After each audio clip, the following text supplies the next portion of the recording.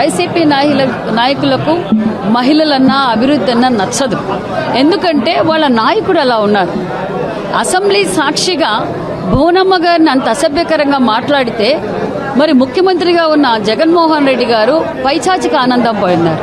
ఈ రాష్ట్ర భావితరాల భవిష్యత్ కోసం మరి అమరావతి రైతులు, మహిళా రైతులు భూములు అందజేస్తే వాళ్ళని ఏ విధంగా న్యాయస్థానం నుంచి దేవస్థానంకి వెళ్ళినప్పుడు వాళ్ళని ఏ విధంగా ఇబ్బంది పట్టారో చూస్తాం. మా అందరి మీద కేసులు పెట్టారు, మా అందరి మీద అసభ్యకరంగా మాట్లాడారు. మాధవి గారు చేసిన తప్పేంటి? తప్పును అమ్మాయి ప్రశ్నించడం తప్ప?